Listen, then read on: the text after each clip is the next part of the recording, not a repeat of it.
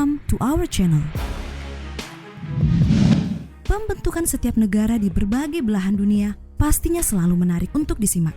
Pasalnya, seringkali setiap entitas politik ini memiliki keterhubungan satu sama lain dengan entitas tertentu. Dengan demikian, sulit menemukan negara yang terbentuk tanpa hadirnya campur tangan negara maupun pihak lain.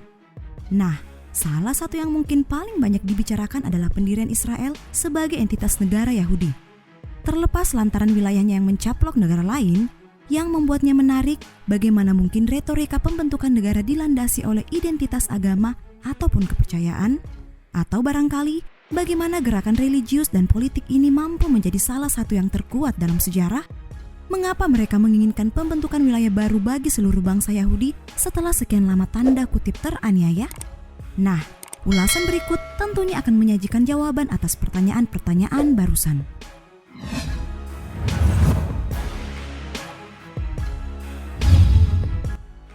Awalnya seorang jurnalis Yahudi Austria bernama Theodor Herzl menerbitkan pamflet berjudul The Jewish State yang kira-kira berisi seruan pendirian negara Yahudi adalah satu-satunya jalan untuk melindungi orang-orang Yahudi dari antisemitisme.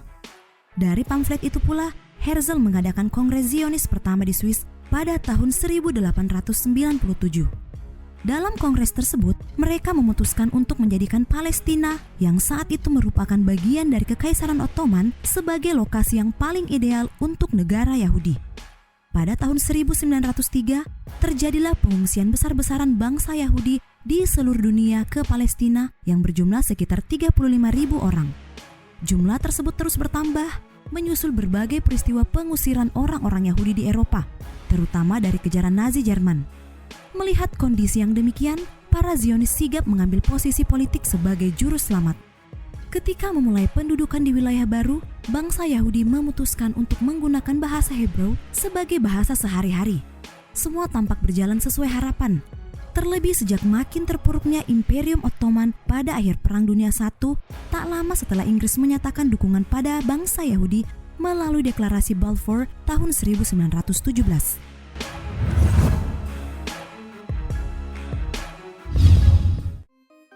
Penduduk di wilayah Palestina tentu tidak semuanya menerima kehadiran orang-orang Yahudi. Ya, pada tahun 1929 terjadi ketegangan antara penduduk Palestina dengan orang-orang Yahudi. Inggris kemudian memutuskan untuk membatasi jumlah imigran Yahudi yang menuju Palestina untuk sedikit meredam situasi. Dalam perjalanannya, kelompok Zionis bukan tanpa perpecahan internal.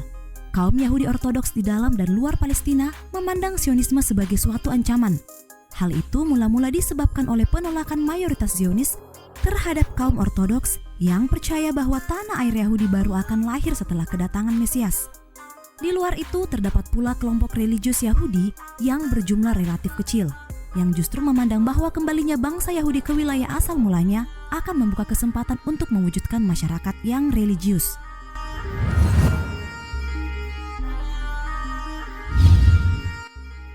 Dalam tulisan berjudul The Road Not Taken Constitutional Non-Decision Making in 1948-1950 and Its Impact on Civil Liberties in the Israeli Political Culture yang termuat dalam buku Israel The First Decade of Independence 1995 mengelaborasi kepentingan religius yang disebutnya sangat politis.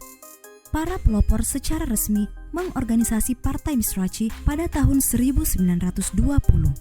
Anti-Zionis Israel setuju bahwa orang Yahudi harus kembali ke Palestina, namun percaya bahwa mereka di sana adalah untuk berkonsentrasi menjalani kehidupan religius, bukan menciptakan tanah air atau negara Yahudi. Situasi politik kemudian terus berubah akibat kerusuhan di dunia Arab pada tahun 1930-an dan berkembang pesatnya Nazi. Dua aspek inilah yang secara tak langsung mendorong perkembangan Poalei Agudat Israel, sebuah kelompok serikat dagang dan partai politik Yahudi.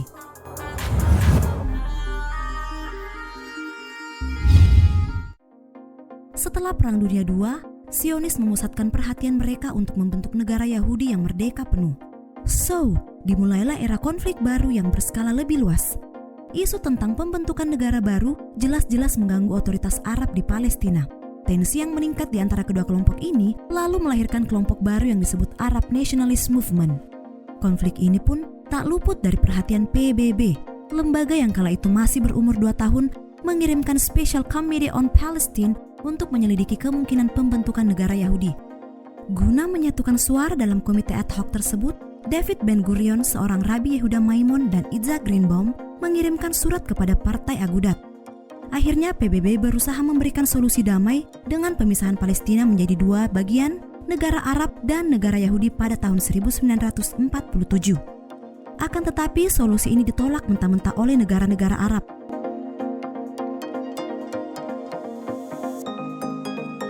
Kendati demikian, David Ben-Gurion, seorang Zionis karismatik, mendeklarasikan pendirian negara Israel pada 14 Mei 1948. Pembawaannya yang tegas, disertai modal sosial dan politiknya sebagai rabi, serta ketua badan legislatif komunitas Yahudi Minhelet Ha'am, berhasil memenangkan hati mayoritas orang-orang Yahudi. Maka dari itu, ia didaulat menjadi Perdana Menteri Israel. Belakangan, ia juga dianggap sebagai bapak bangsa Israel atas jasanya. Deklarasi tersebut dilangsungkan di Tel Aviv dan menandai lahirnya negara Yahudi pertama dalam kurun waktu 2000 tahun. Hanya saja, selain menjadi awal dari independensi bangsa Yahudi, deklarasi tersebut mengandung sisi gelap. Konflik mereka dengan bangsa Arab menjadi semakin masif. Alhasil pada malam hari pasca deklarasi, pasukan udara Mesir menyerang Israel. Tapi ya, serangan itu memang telah diprediksi sebelumnya oleh Israel. Tidak terlena dengan perayaan pembentukan negara baru, mereka langsung mengangkat senjata dan berperang.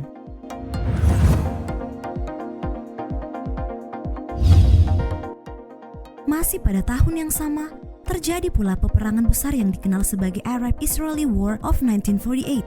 Sebagaimana ditulis laman History of US, ini pecah ketika 5 negara Arab, yakni Mesir, Yordania, Irak, Suria, dan Libanon menyerbu wilayah bekas mandat Palestina segera setelah pengumuman kemerdekaan negara Israel pada 14 Mei 1948.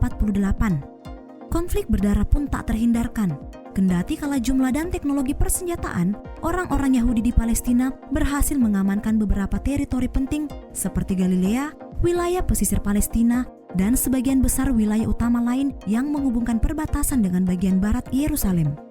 Baru pada tahun 1949 atau setahun berselang, kesepakatan gencatan senjata berhasil dilangsungkan.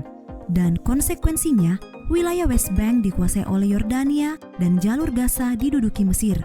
Akan tetapi, gencatan senjata tidak berhasil menghentikan konflik-konflik yang terus terjadi berikutnya.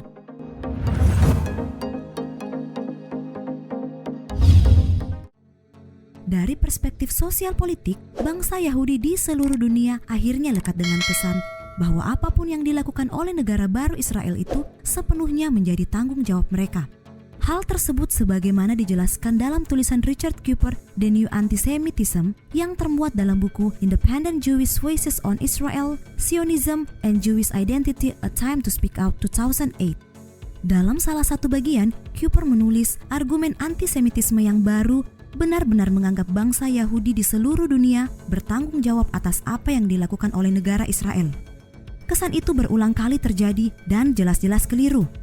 Pada tahun 1956, Presiden Mesir Gamal Abdel Nasir menduduki dan menasionalisasi terusan Suez yang merupakan jalur laut penting yang menghubungkan Laut Merah dan Laut Mediterania.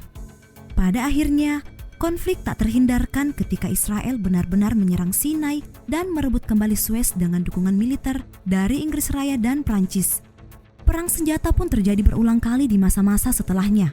Dalam konflik tahun 1967, perang yang dikenal dengan sebutan Perang 6 Hari menghasilkan sebuah perluasan wilayah Israel ketika mereka berhasil menginvasi Yordania, Mesir dan Suria, serta Sinai dan jalur Gaza.